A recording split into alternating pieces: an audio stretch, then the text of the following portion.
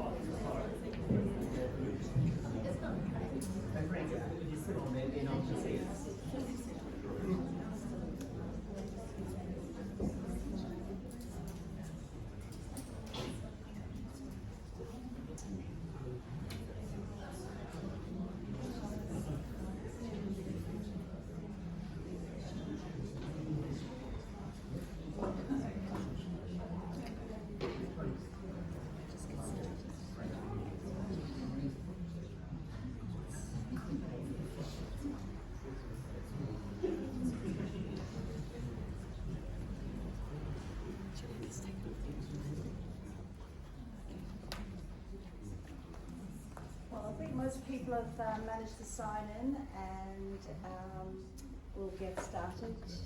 Kia ora everyone. I'm Diane Calvert, a Wellington City Councillor, and for the last few months I've been working with Plain Sense in terms of helping them navigate the pathway around bureaucracy.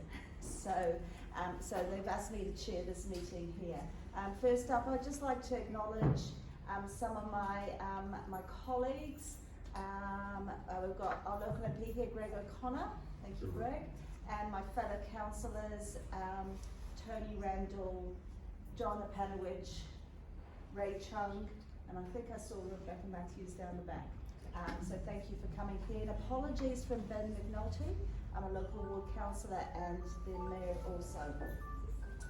And what we'll be doing this afternoon, and it's a great turnout. Thank you for coming out on a Saturday afternoon. I wish we'd had this many people to a council meeting, but it's not as exciting. So we've... Maybe you should put this on the agenda of the council. So what we'll have is, I'll do a brief intro. We will then hear from Airways, and we've got James and Jamie from here from Airways. Then we'll hear from Wellington Airport, and we've got Jenna here from Wellington Airport. And then we'll hear from the Plain Sense team here. You can see a lot of them in those t-shirts, kindly donated by Amber Branding for this. And I'd also just like to acknowledge a lot of people in the community who have helped with some of the funding for some of the costs that the group have had to incur with coming together. And one of the things that I've really enjoyed working with this group is people sometimes come together as a community group. They're long-standing. This is a group that's formed together by people with a similar interest, noticing some change in their area. Hard to miss. Exactly. So, and we weren't notified, just for the record. Yeah, so we'll go all through that. So we'll be trying to we can get through it, and then it's time for questions and answers as well. So, but all credit to everyone for coming together and organising this session. I know there's a lot of work gone on beforehand, and just acknowledge how everyone has worked together, the PlaneSense group, Airways, and the airport, in getting the information so that we could come and bring this with you today. So, got another slide.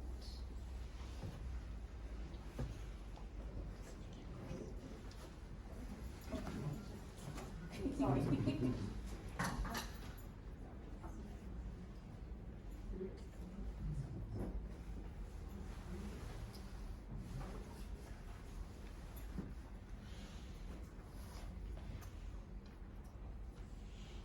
There's always technical difficulties. While we wait.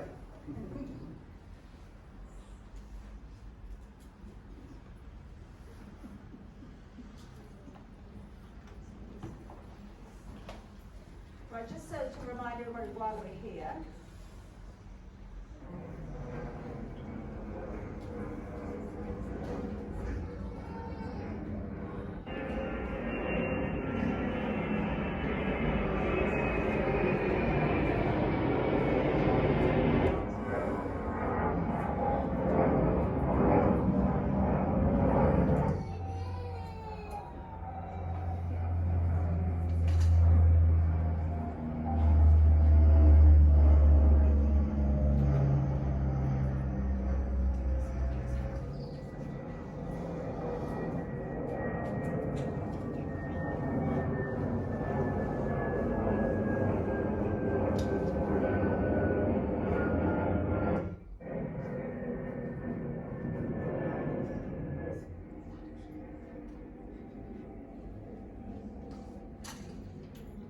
That's somebody's house.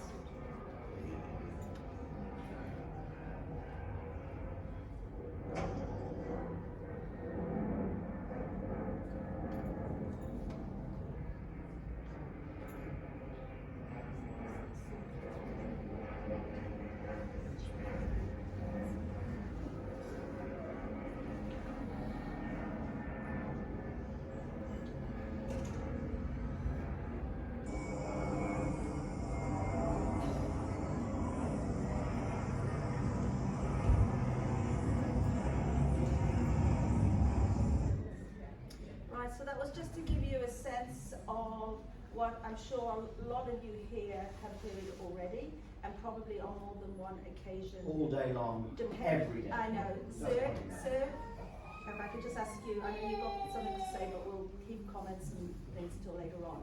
So we've got this coming through, and it has been, we've heard this since around about December last year when the flight path changed. Sorry? And so just really a quick timeline here. So back in December when the flight path was changed, that's 19th of December when we knew that the first complaint was made about the change in the flight path. Given that then it was Christmas, holiday season, New Year, you know, we can understand how it just took people a little bit more longer to understand that actually there had been some change and it was consistent change. And so from January, people started to contact Wellington Airport asking questions. A community Facebook group was established in February.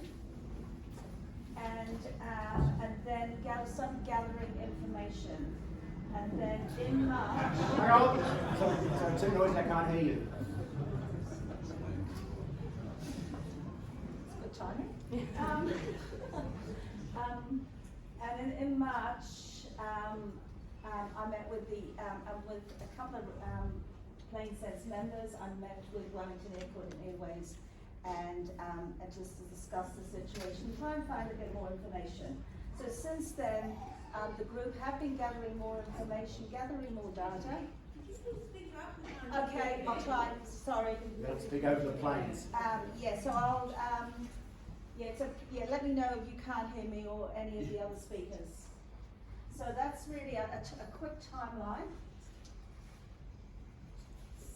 So now we have Airways to come and speak. So welcome, James and Jamie, and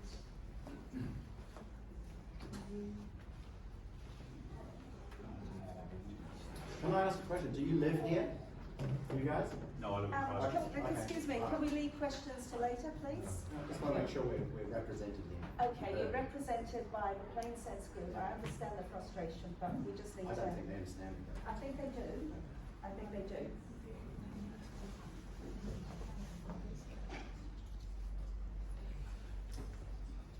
Tēnā koutou katoa. Thank you, Councillor Louisa and Roxy, and thank you to you all for the invite. My name is James Evans. As Diane said, it will become apparent very quickly that I'm not a public speaker. This is not a comfortable place for me at the best of times, so bear with me as I get through this presentation, please.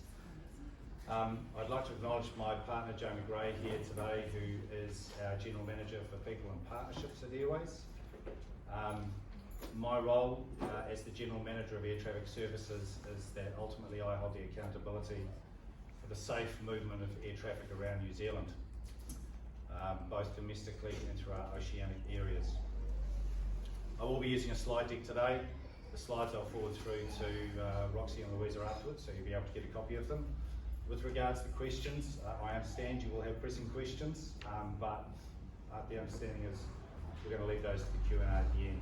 There's a possibility you'll get some additional information that may answer or provoke further questions through my presentation and Jenna's. So we'll leave the questions to the end. But there's three things I'm going to talk to today. One is a little bit of background on Airways, who we are, and then I'll talk about the flight path changes, the reason that they came about, and then thirdly I'll talk to the process that we follow for flight path changes. Can you hear me at the back okay? Thank you. Just? Okay. I've got water. I'll speak louder.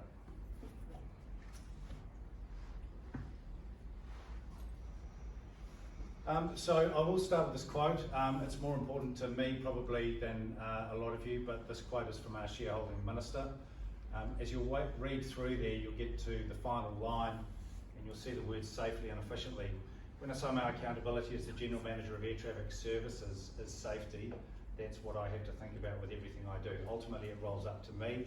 That's the safety of you, your families, your friends when you're travelling around New Zealand, both domestically and oceanically. And for today's conversation, it's also passage of aircraft in and out of Wellington. A little background on Airways. We are New Zealand's sole air navigation service provider. We're the only one that provide air traffic control services here. We're a state-owned enterprise, so the government is our shareholder. We have approximately 400 air traffic service personnel who deliver air traffic control functions and air traffic flight information functions from 2 centres, one in Christchurch, one in Auckland, and 19 towers around the country. Up there, those are our purpose and vision statements. They are words on a page to you, to us. We've had those for a number of years now.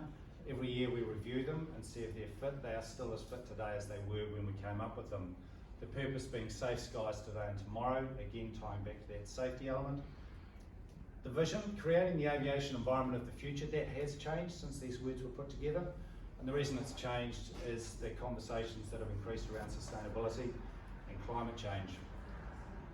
We are working, as I said, with the government and the airlines. They have very aggressive carbon zero policies to reduce CO2 emissions. Aviation is a big contributor, and we have our part to play in Airways to try and achieve that.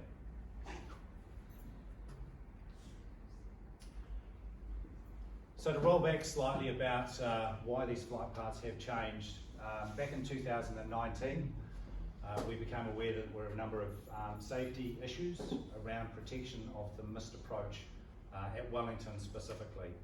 For some of you, you may know what missed approaches are. For those of you that don't, what that means is that every aircraft that makes an arrival to land at any runway at any time may abort that arrival. Pilots advance the thrust, pull back on the yoke, and air traffic control repositions them safely for another return to land. Now these missed approaches are a standard procedure, they're not necessarily an emergency. They can be, in Wellington, most often they're for low cloud. If the pilots can't acquire the runway visually by the required altitude, then they can't continue the approach any lower. Wind shear and turbulence, obviously at Wellington, is probably one of our lead ones as well. It creates instability on the approach. It can be for technical issues on the flight deck. It can also be if there's a passenger in the toilet and they haven't got the cabin clearance. So they are common occurrences. Once every couple of days we have one at Wellington, and we're required by regulation to protect every arrival aircraft as if it were going to execute that missed approach.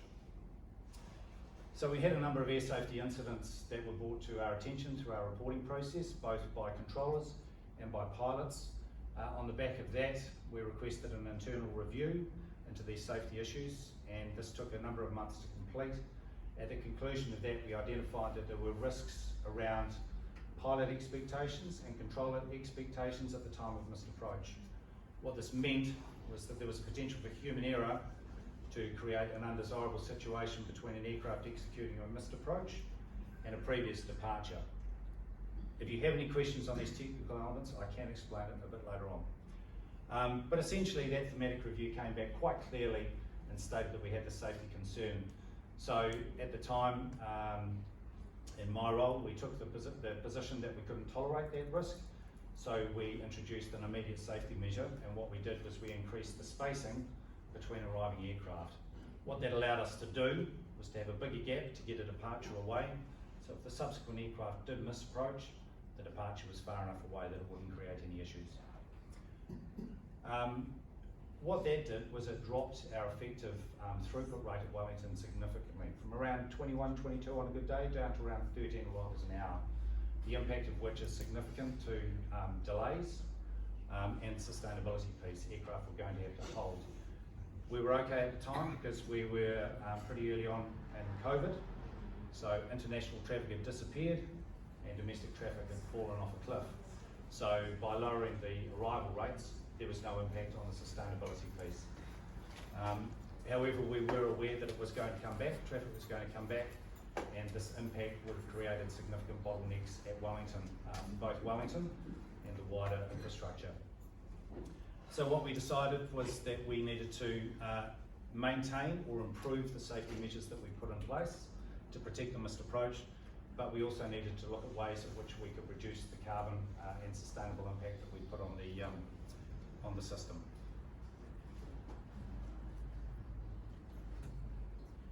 And that led to divergent flight paths. Now, there's 4 pictures up here. You may have seen them. I'll talk you through them. The background's disappeared, so we can't see what we're talking about here. With regards to the outline of the harbour and so forth. But basically what we see here is the runway at Wellington. You would have seen the peninsula, the harbour, Kandala, where we are here at the moment, Mount Kaukau. So the 2 maps on the left will be no surprise to you. These were pre-1st December last year. This is the route that the aircraft used to take. The one on the left is the departure path that the jets used to take. So the aircraft will get airborne, track out on approximately 340 as a compass heading towards position Polax, then onto their destination. If you look at the missed approach path, it's abundantly clear straight away that it follows the same path as the departure track. So this is where we were having the issues. We were having problems with the potential for a conflict occurring on those tracks. So the solution that we came up with is one that's also in Christchurch, and we introduced there, which was a diverging missed approach point. What we did was we removed that prolonged conflict by bringing a turning waypoint here closer to the runway, within 2 miles of the runway. The jet departure track has gone 18 degrees to the left, 322 is the new track over here, and the missed approach track is turned right by 12 degrees. Those 2 figures themselves are important because that gives us a 30-degree split. 30-degree split is a separation standard approved by the International Civil Aviation Organisation, so that gives us a required safety element.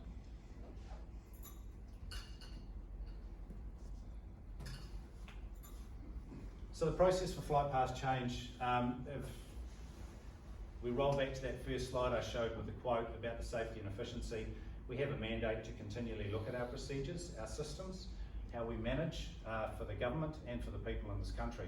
So we review all our procedures to look at where we can make safety and efficiency gains. We don't reduce safety below what we currently have. SMS, our safety management system, requires us to be no less safe. So we don't do things for efficiency, we do things with that safety mandate, and the efficiency gains we get come out as a result. With this one here, we found that we had this potential to increase our safety element further by having the safety by design, as well as the sustainability piece. So we developed the concept, we then engaged the industry. By industry, we went to the regulator, the Civil Aviation Authority, the airlines, all the major stakeholders at Wellington, Air New Zealand, Jetstar, Sounds Air, and Wellington Airport as well. Engaged with all of them. Once we had approval in principle from them, we went away and designed the flight paths with our AeroPath, which is our flight path design team. Those flight paths, which you saw on that previous slide, were then resubmitted back to the airport company for approval and sign off by them.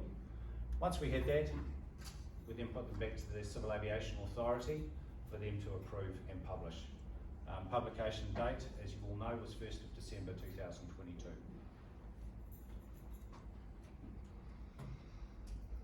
I won't dwell on this slide, but I do think it is important to identify that what we believed would happen has happened. In fact, significantly more than what we were anticipating. On the safety side, those safety elements that we had in our thematic reviews, the incidents that we were having reported, have been removed. And on the efficiency and sustainability piece, delays have been reduced by over 40%. That's a combination of airborne and ground delays. For the CO2 emissions, it's the airborne delays particularly. When a 320 turns in the air over Cape Campbell or Brothers off the Sounds, then it's burning a significant amount of fuel. So by dropping those CO2 emissions, we're currently projecting 800 tonnes per year, which is the equivalent of 439 cars off the road.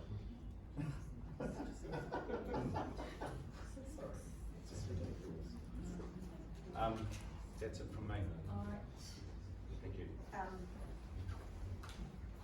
Thank you, James. So what we're going to do now is we'll hear from the airport, then we'll hear from Plain Sense, and I know you'll have some questions of James, but it would be I think it would be good to hear it from Plain Sense, because they've got some other views as well to add to that. So now I introduce Jenna. Thank you.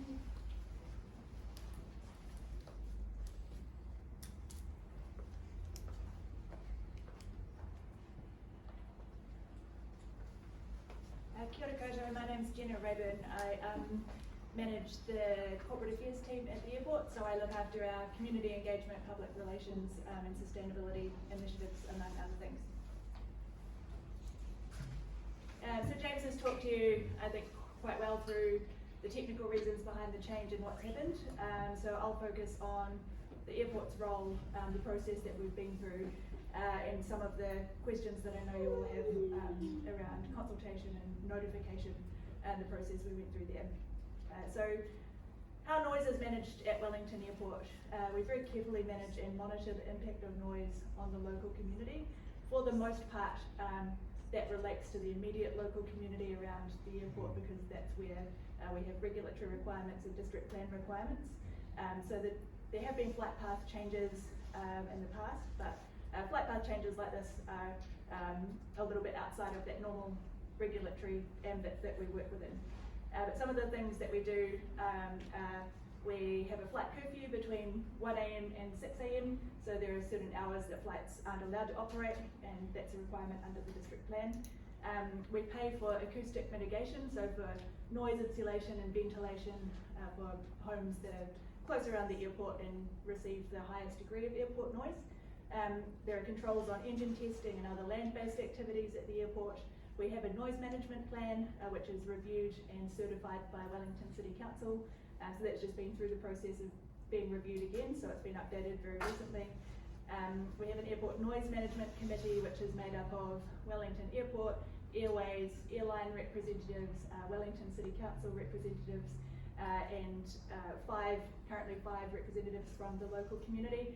But those community reps are appointed from the Eastern Ward, so from either side of the airport, the East and West, and from the Wellington City Council Eastern Ward more generally.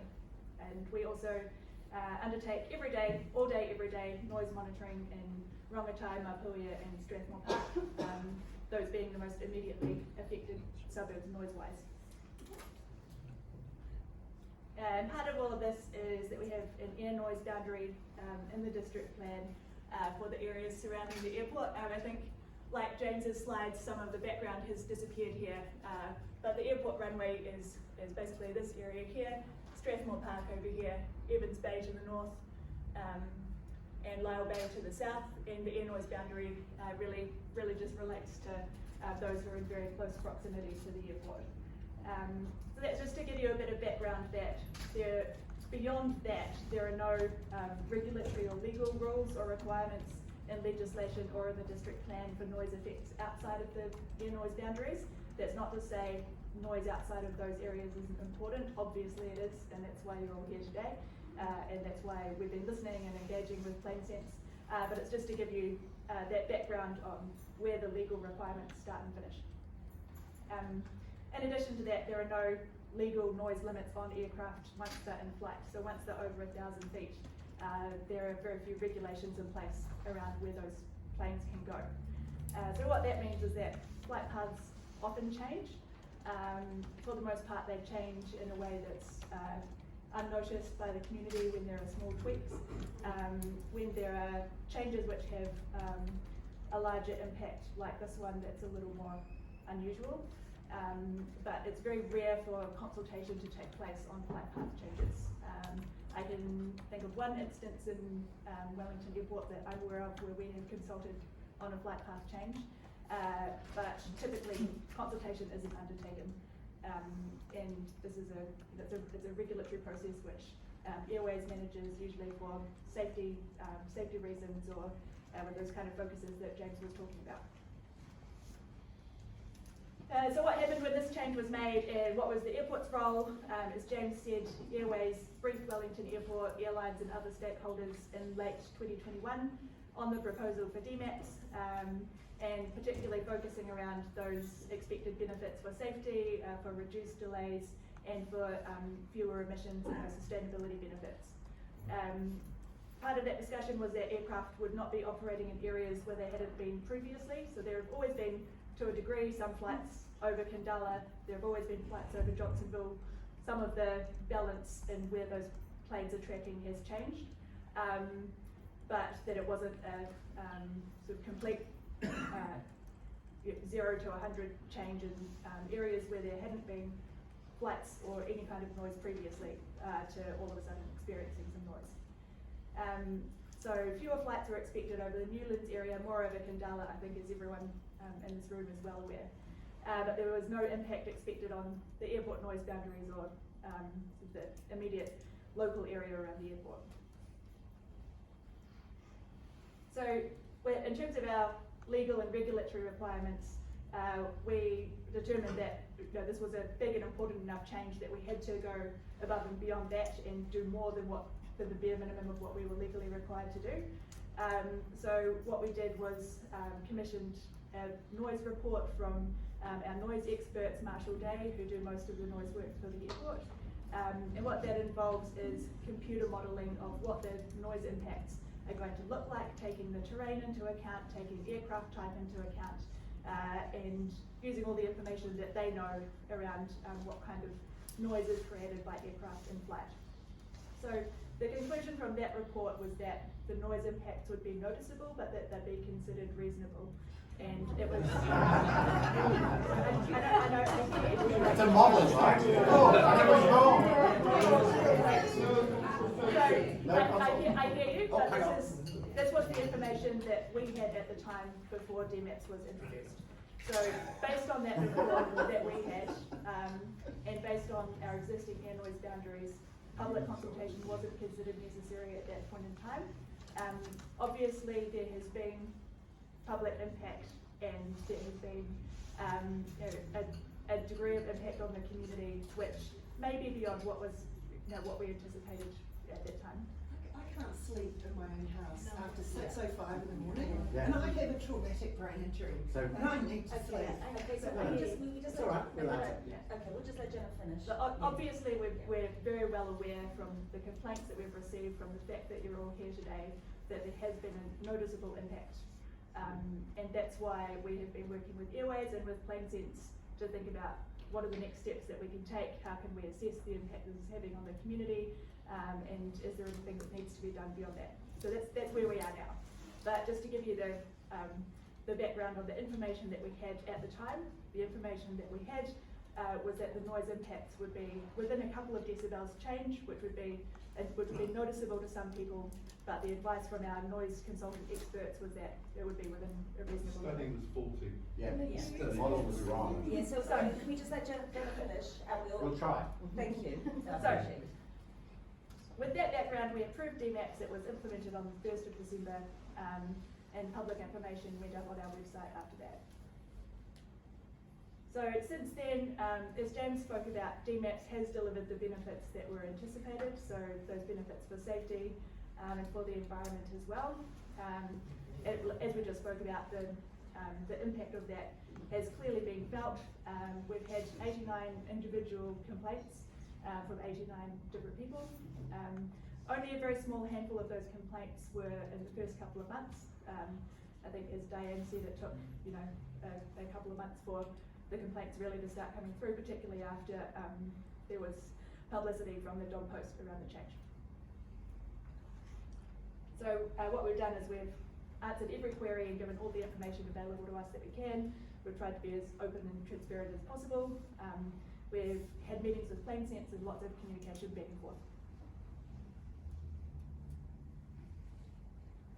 So the next steps that we're proposing to take in response to, obviously the noise impact that you're all aware of, is some additional noise monitoring in Kadala, Johnsonville, Broadmeadows and Nio.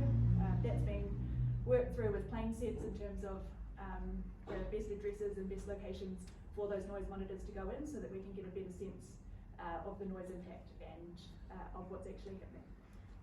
So what we're committing to today is that we will get some really valid data around the noise level in those areas. We'll share all of that with anyone here who's interested. We'll share it with Plain Sense.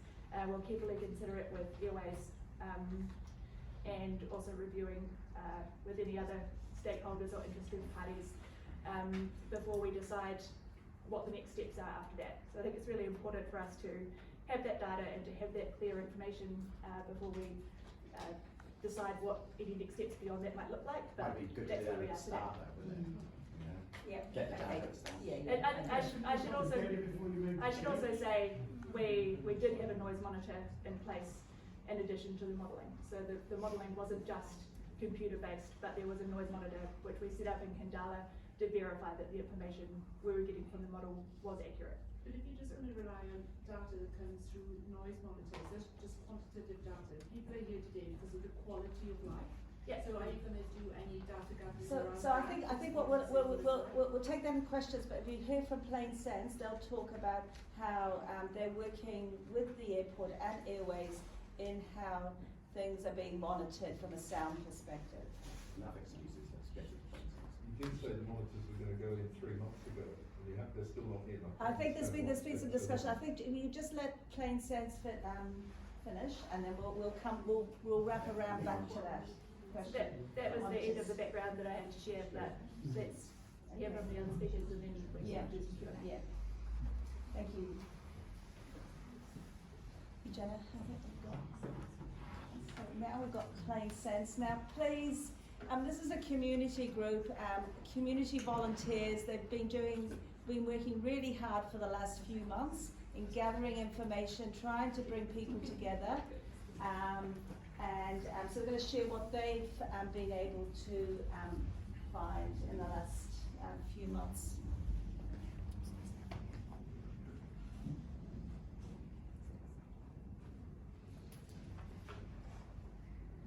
No, don't trip. Oh, you got-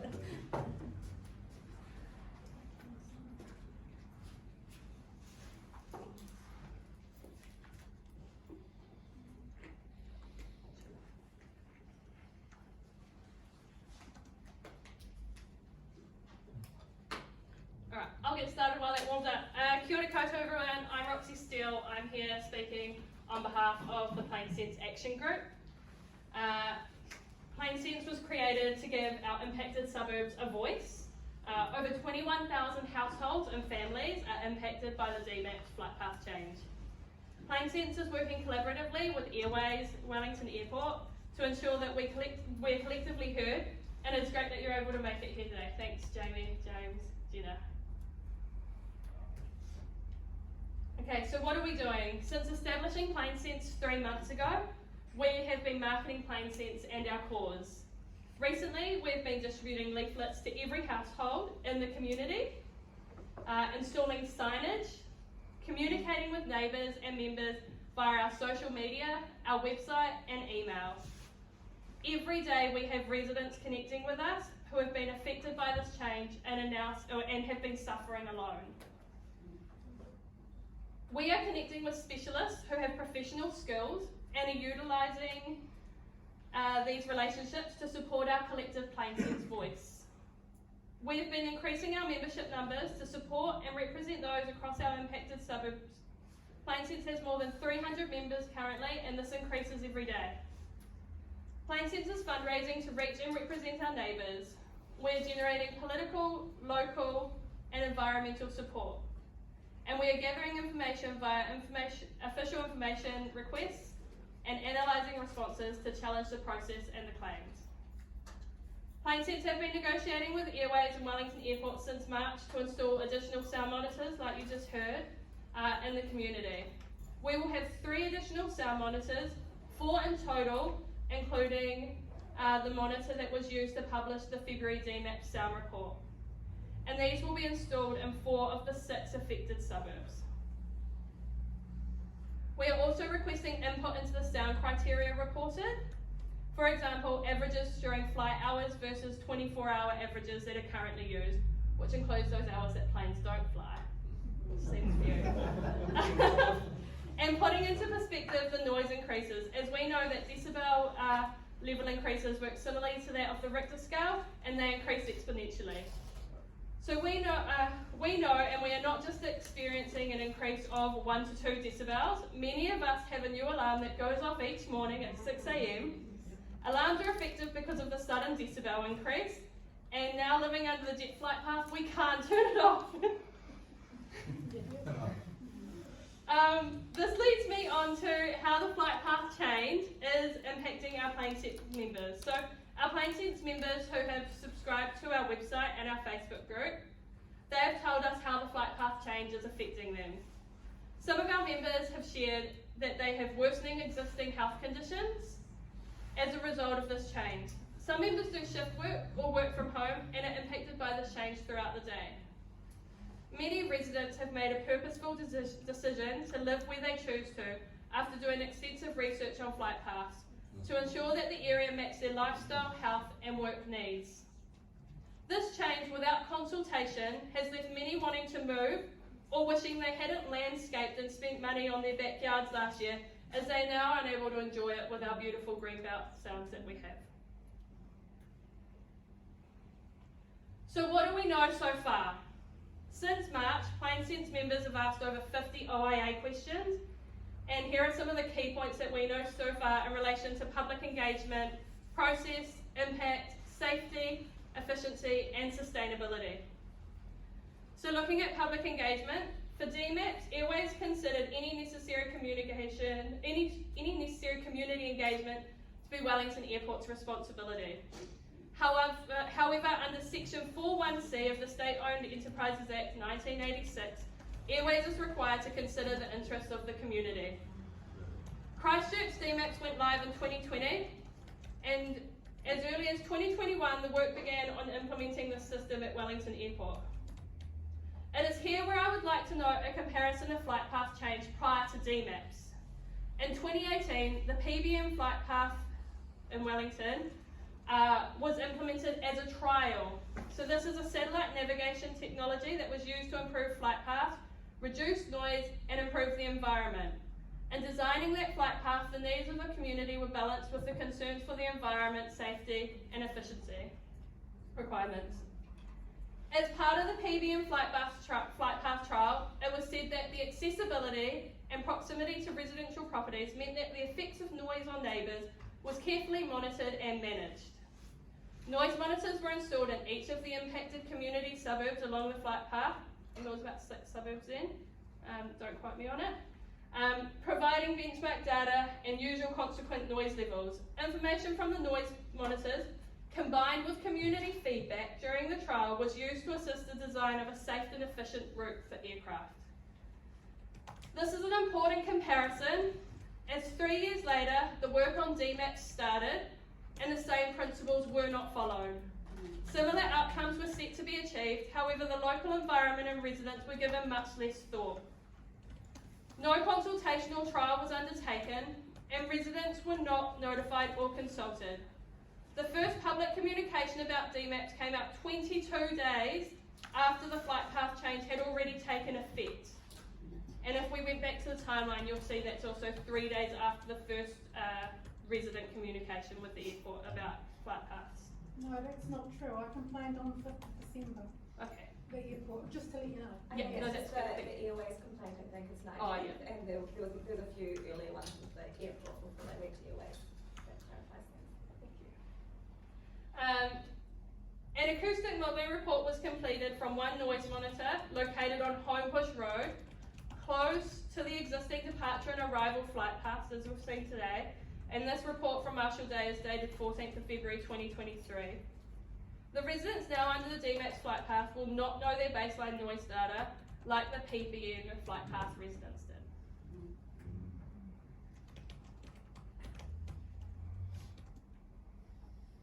PlaneSense recognises the impacts of DMAPs as not just to the affected northern suburbs, but to our wider Wellington and New Zealand communities. A flight path change with no community consideration can impact your well-being and enjoyment of one of life's biggest purchases, our home and backyard. Safety has been one of the key reasons for the implementation of DMAPs. However, official information discloses that DMAPs increases complexity and that safety issues have been raised within Airways.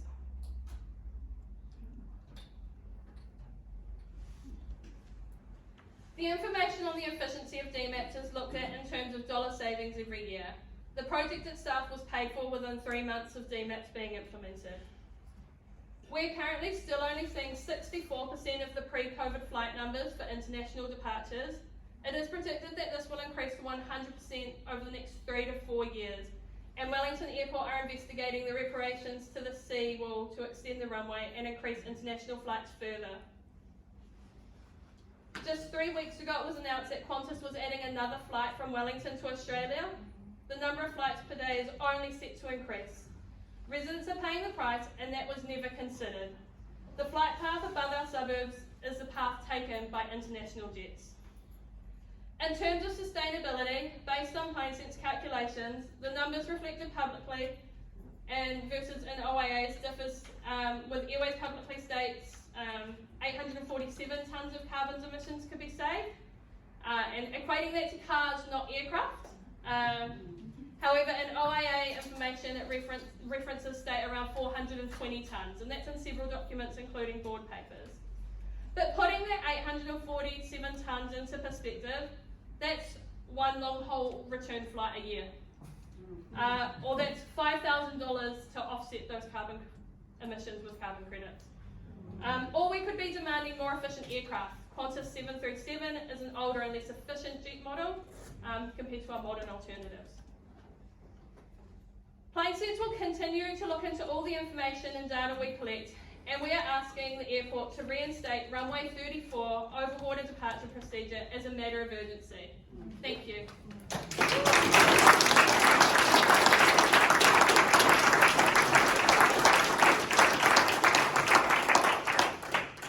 Thank you, Roxy. As you can see, Roxy and Louisa and the rest of the team have done a lot of work and have spent a lot of time writing OIAs and probably developed a lot more expertise than they probably ever wish they ever had on this. So what I'm going to, now I'm very conscious, we've got a lot of people here and this room is booked from 4 o'clock. So we're going to open up to the floor for questions and any comments. Oh, sorry, there's a public. Okay, all right. So we're just going to hear from a few other people. So we've got Kim. That's Kim. Thank you, Kim. Sorry. My apologies. Kia ora koutou everyone. Kim Murray's my name. I live high up on the Broadmeadows Hill, pretty close to the top of Mount Kauko actually.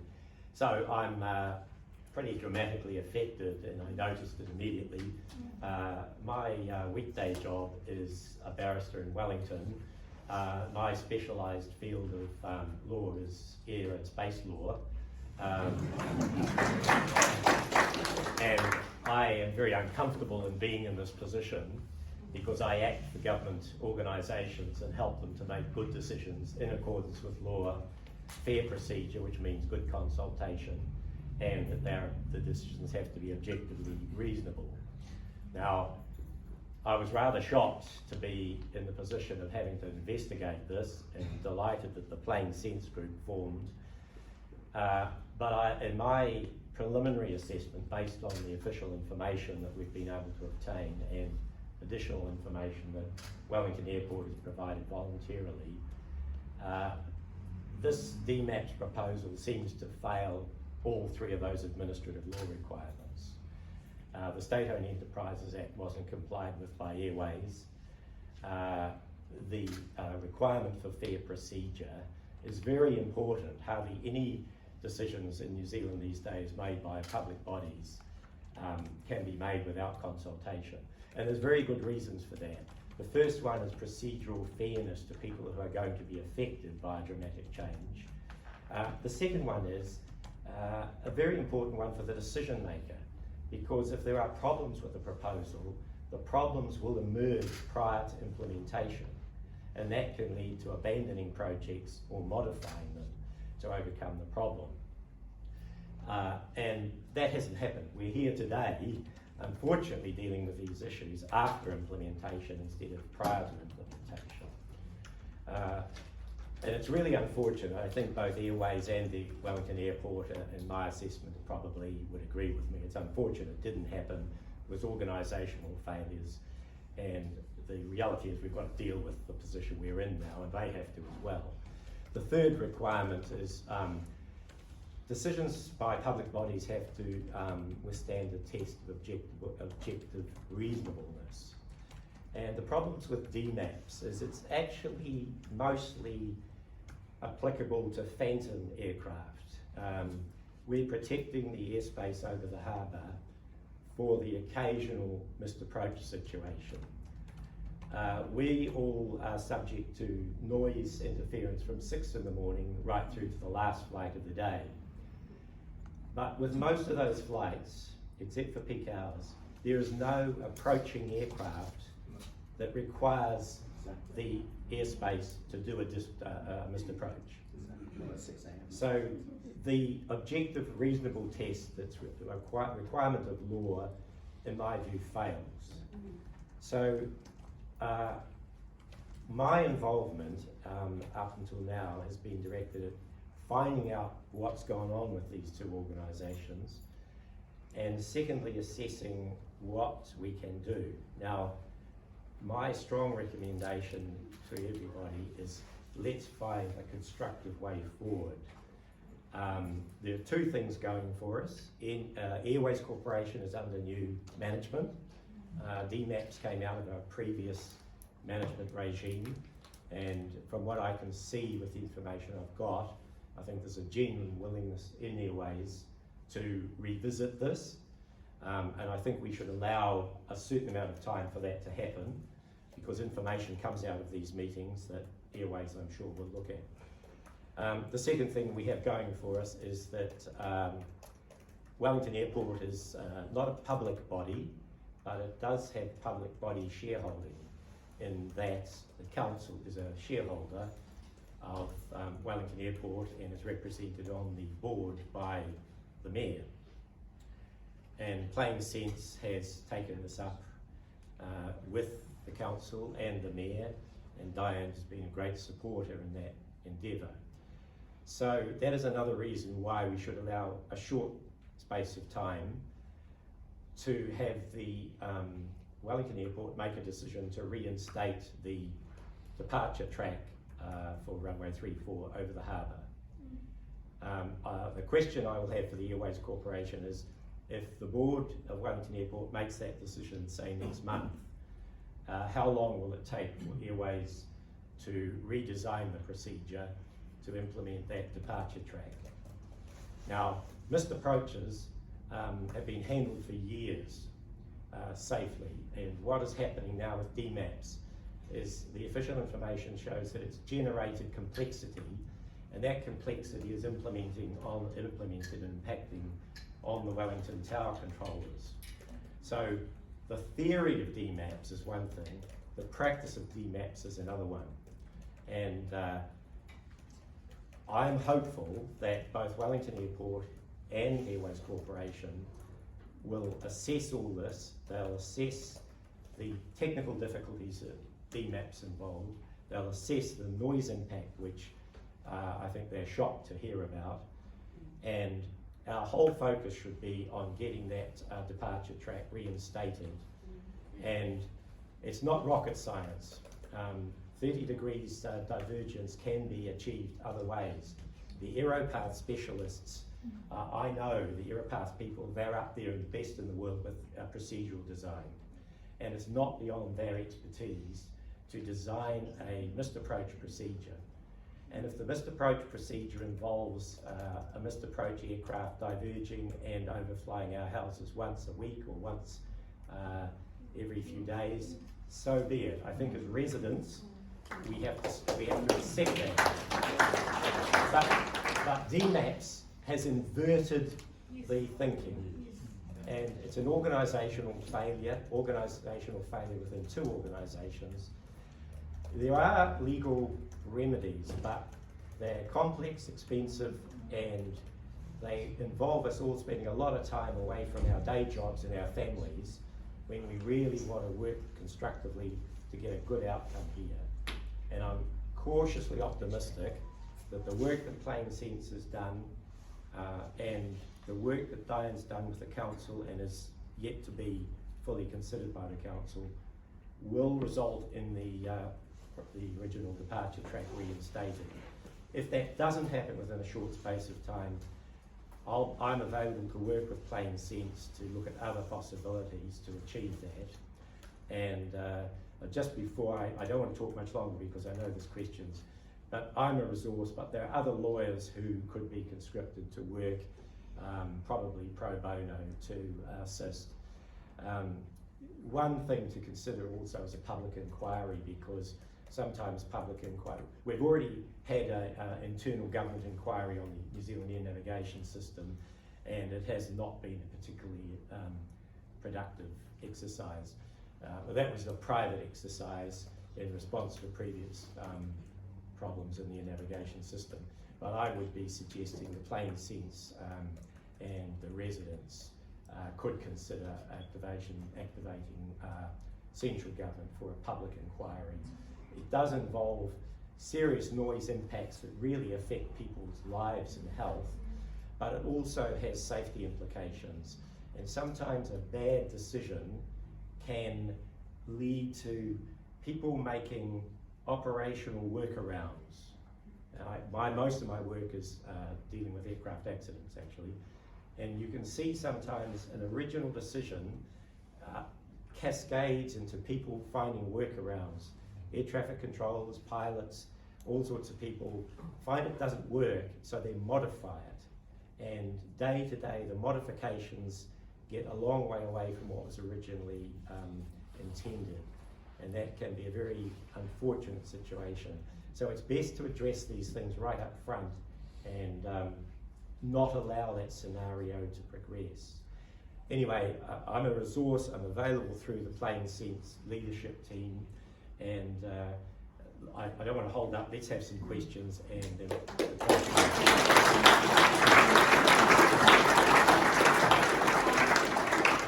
Thanks, Kim, and I think the key word is working constructively together in a short space of time. So now we've got Sharon. Sharon, you're going to say a few things? Oh, hi, good afternoon, everyone. My name is Sharon. My family lives in Broadmeadows. DMS noises distract the students' learning. My children study at Onslow College and Kandala School. Teacher had to pause the lessons until the noise subsides, interrupt students' learning, reduce interest and concentrations, and also affect emotional. Please consider students need quiet environments for learning as they are New Zealand's future. My house has more than 5 fire paths. My noise is as loud as explosions, which has caused my ear and head to ache. I feel anxious to go outside in my garden. My quality of life is being spoiled and oppressed, affected my mental well-being. No one is happy to force to wake up. Adult needs full energy to maintain work safety. Senior neighbor lost his good sleep, was feeling exhausted to look after his mom and partners. Aircraft noises should be minimized. Please do not expand to northern suburb. Affected well-being will increase medical care. Citizens has good quality of life, motivated our country. Previously, Broadmeadows, Kandala and Johnsville are full of natural living. Was not part of flight path. Residents don't like noise pollution. Thank you for your listening.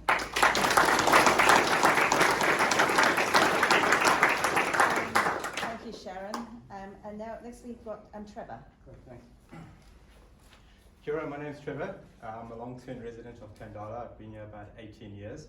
I live near Kandala Station, and I've noticed a major change in the airplane noise. One of the reasons I want to talk today is more about the people that might say, what's the fuss, or NIMBYism. So yesterday, between 6 a.m. and 1 p.m., there was about 41 flights, right? Outgoing flights over Kandala, Broadmeadows and Johnsonville. So that's over a 7-hour period, okay, 420 minutes, which means on average, every 10 minutes, an airplane's flying over. And many of these aircraft hit close to 80 decibels.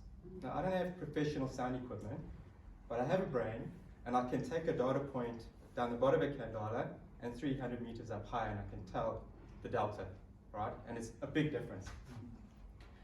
But what frightens me is that Wellington Airport is only operating at about 65% capacity, if that's correct, right? Pre-COVID levels, isn't it? How much is it? About that for international, but we're getting Right. close to normal for domestic. Regardless, they're going to increase output. I'm guessing that's what the point is. So if you take 40 flights a day, right, and we know that 2/3 of the windy days in Wellington are northerlies, okay, and there's very few wind-free days in Wellington, right? Very few. So it's reasonable to say that for most of the year, for about 2/3 of that year, we can have flights over our head, okay? So that equates to about 10,000 flights in 1 year, right?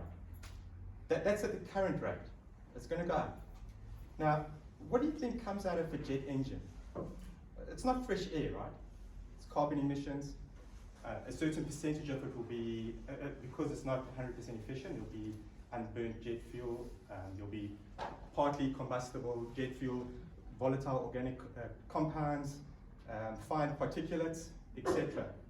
And there could be tons of this stuff over the years coming. And where's it going to fall? It's not going up, it's going to come down, right, on us. So that's another thing that I haven't seen about the environmental impacts. I've seen these jets fly right over Onslow College, right over Roroa. It's absolutely, it's just ridiculous. But the key I want to say is that this is not NIMBYism, okay? This is an unconsulted, forced change on a community by a state-owned enterprise, signed off by a quasi-state-owned, profit-motivated company, Wellington Airport, who they stand directly to benefit from with their savings and profit at our expense.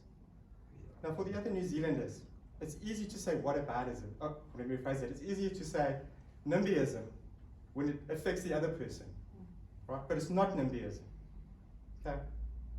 It's an unfair change on a community at our expense. Thank you.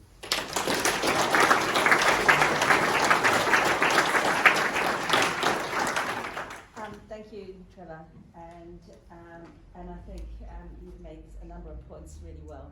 So what we're going to do, because we do have to have this room cleared out by 4 for the next group. And it's great that we've been able to have this room for free. And thank you very much to the collective group, because this enables us to have this meeting. But what I'm going to do is I'm going to take a few comments. I know this gentleman here would like to share and would like to share your experience. I'm going to ask you if you would like just to comment briefly about the impact that you've had. Yeah, look, very simply. I wonder if you could stand up and just face, sure. because Yeah. if you perhaps come to the side, it's just that I know it's difficult to hear right down the back. Everyone has a unique life experience. This is ours. I'm not saying mine's any better or worse than anyone else's. But my wife suffered a traumatic brain injury 5 years ago, and we are now 5 years into recovery, and we're just starting to have a normal lifestyle, right? So if you don't know what that's like, don't get a brain injury, okay? Right? That's the impact to us, right? And that means that our recovery that we've been working on, right? We've changed our lifestyle to bring our family back round from our health impact. You know, we haven't complained and moaned and all of that stuff. We just got on with fixing our shit that happened to us. This change, right, is got nothing to do with people. And I'm sorry, people, but you're showing up here and you are talking from a corporate machine. You talk about community. You talk about, like, you know, all of this other stuff, like 439 cars, right? That is, I don't know how you sleep at night, because that's just absolutely the worst excuse you could have possibly come.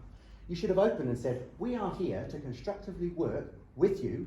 All of the content that we have made available, we're not going to put it up in front of you because we're here to constructively discuss it, but you took the opportunity to make excuses, right? And you're not thinking about any of these people in this room. You don't live here, you don't live in this community, and you've broken the law as far as I can see. That's all I have to say. You are not taking into consideration what we, as regular people, do to fix our lives on a day-to-day basis, and I guarantee you we're not alone. I have one question, which I'd like to put on the record, is how many other options were considered as part of the process for putting this change in place? They should be made publicly available so we can see that options are considered. It is normal governance procedure to look at options, analyse the options, rate the options for various risk factors and all of the other things that come with it. And I think you should share what you did. Instead of talking here about what you didn't do, you should share what you did do about the efforts you made to think about the impact to us. And I don't think you've made the slightest bit of effort. Thank you. Thank you, sir.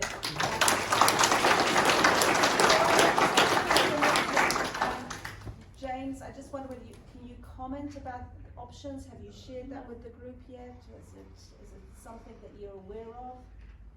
Or do you have to go away and have a look? Yeah, look, so there was a slide up there that said no senior management involvement with DMAPs. I was across it, so was the then general manager. So it's not true that there were some technical specialists who were away working on it. The concept of diversion-missed approach, as I showed up there before, the 30-degree split, was the system that we looked for. As we do move forward, we are very happy if other options can be presented for us to consider to obviate that same situation. Your job? Well, we did. Yeah. That is what we came up with. I know, so I think what we'll do is we'll just let James finish, and then it's probably something we're going to have to take offline. And Yeah, so the option was the 30-degree divergence, because that's how we removed that risk, and those are the tracks that we came up with to achieve that. Okay. Are there any alternatives to this option that will suit the community and take care of people's personal needs? So the alternative that we put in place was to increase that arrival spacing and offset it down. No, please let him speak. Look, I would hope that by us coming here today, this isn't a comfortable environment for me. I'm not a corporate bigwig. I am the acting GM. I've just come up out of a slightly lower role. So I am genuinely here listening to you. Most you know, of us are very, very, very stressed. Yeah, and I'm hearing, I am hearing that, and I'm not just saying that so I can get out of here in 30, 40 minutes. The reason that we've come here today is that because we do understand the impact that this is having on you. And we do want to work, we are working with Plain Sense. How long will it take to change it? No, please, look, we've got, no, sorry, sir, but I've got a lady here at the back, so, I think, thank you, James, and I think we'll take that in more detail offline, but, sorry. Oh, sorry, sorry, gentlemen, sorry. Yeah, sorry. A lot of lady. I don't have my glasses on.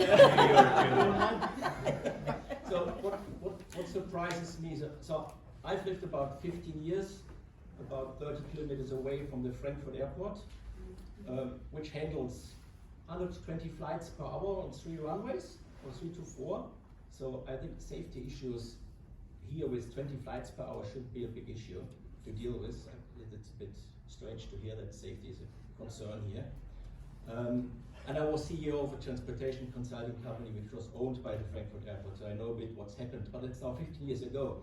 But what's happening around Frankfurt, if people think about flight paths, changes of flight paths, the first thing is safety, of course, needs to be safe, no question about that. But then the next thing, before anything else, the next thing is how the least population will be affected by changes. That's the next thing. Nothing, they don't think about environment, about travel time, about nothing, just how to least amount of people are disturbed by the air noise. And then when that's decided, they say, okay, what's the impact on environment? How can we reduce the impact on environment? How can we reduce the impact on travel time? How can we do all the other things? But the first thing is the people living there. So I'm a bit surprised here from the procedure that they say, well, we save about 400 tons or 800 or whatever. I mean, we should all stop flying at all if that's an issue.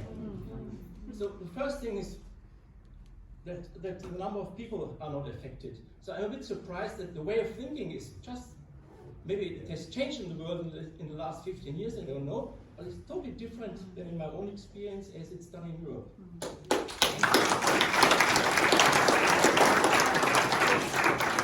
Gentleman there in the grey, yeah. Thank you. Gentlemen, yes, I didn't say, sorry. Tim Dunning from Kandala. Hello, just a couple of questions.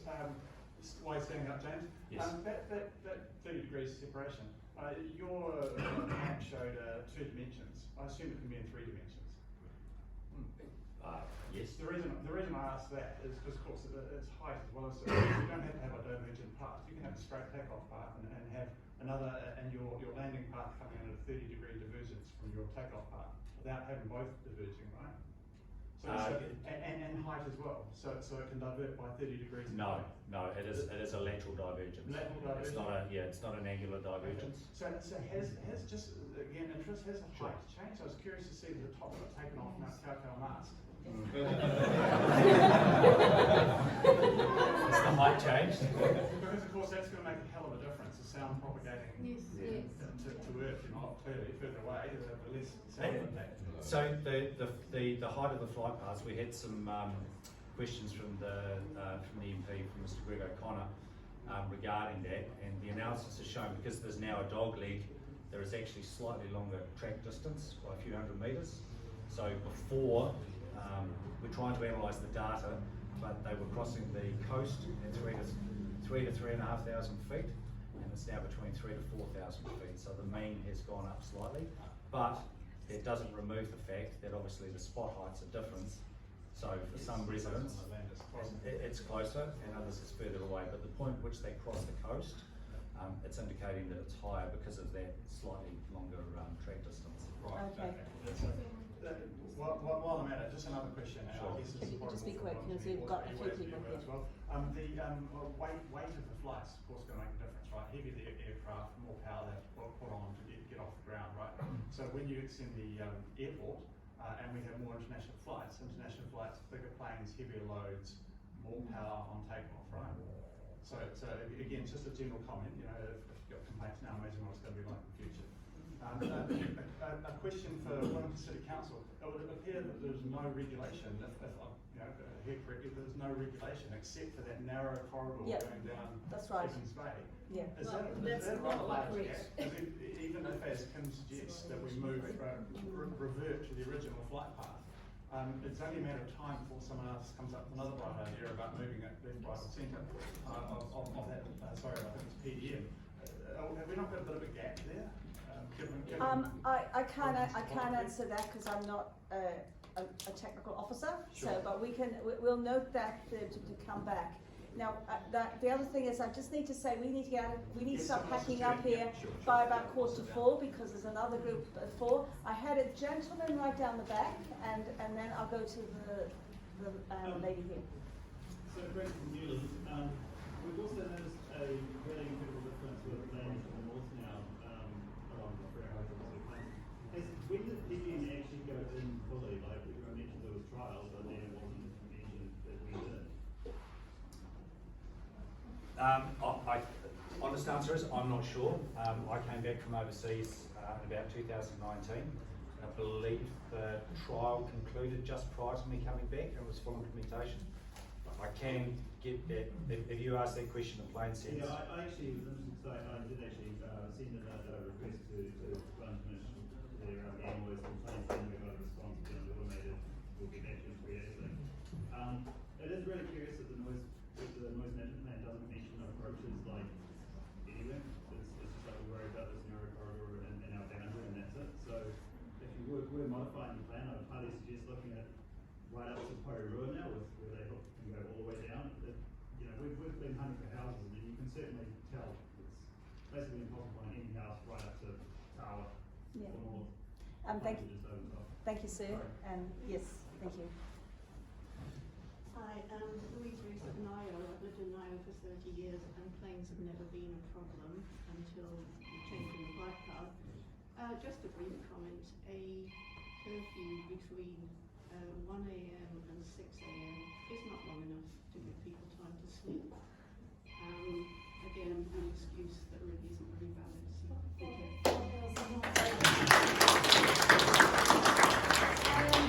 And we probably got just time for 1 or 2 more. I will take the gentleman in the blue and the lady with the mask on. Yes. Oh, sorry, teal. Sorry. So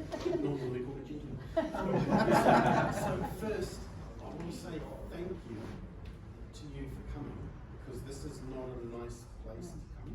It's a really hard thing to do. So for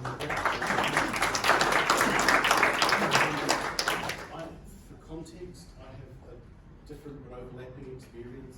I used to live in the house that was literally at the end of Heathrow Airport when Concorde used to fly. Right? So I'm familiar with airport noise, and to the point earlier, it's not NIMBY, is it? There are safety decisions that have to be made. We have to coordinate flights. They have to go somewhere. But my daughter woke up this morning thinking there was an earthquake. And I haven't slept past 6 o'clock in the morning for over a year. And clearly now, I'm a very light sleeper, and I moved somewhere that was quiet. The planes went past, and it was fine. But now, they're banking and climbing up over my house, and the whole house vibrates. At 6:05 this morning, then at 6:39, I think, and then at 7:09. And so you just go back to sleep, and the next one comes. So I don't have a question, but I wanted to share a perspective from someone. You get, but it's not an NIMBY thing. I literally cannot sleep. And it's not a specific injury thing. It's a situation that's been created that you have the authority and wherewithal to address, that was negatively impacting 21,000 homes, was it?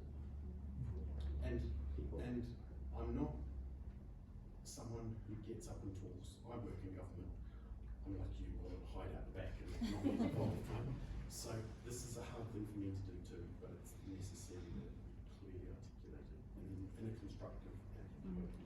Thank you so much.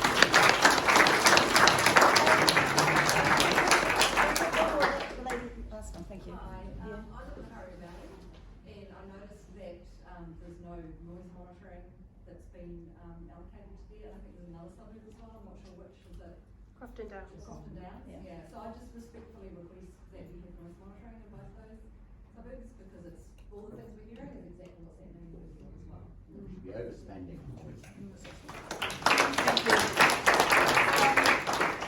And I think we'll take that feedback on board. It really comes down to what Airways and the airport will provide in terms of monitors. So hopefully hearing today and probably giving you a bigger sense of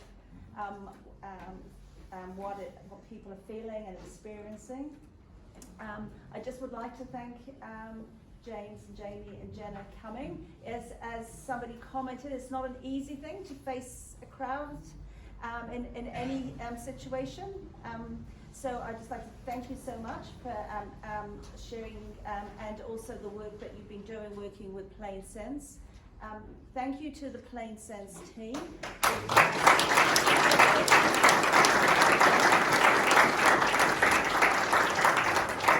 This is a complete volunteer effort by them. So you would have seen there's a little give a little thing, you know, just a couple of dollars to help with some photocopying or whatever. Would be much appreciated.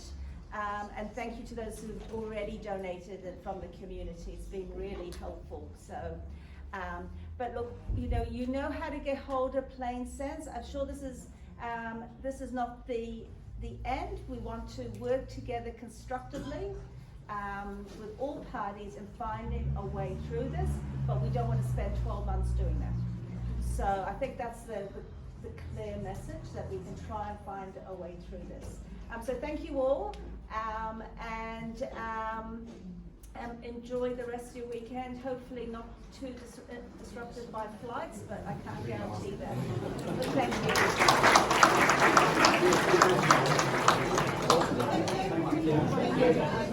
Thanks a lot. I appreciate it. Thank you so much. Thank you. You did awesome. Well done. Thank you so much.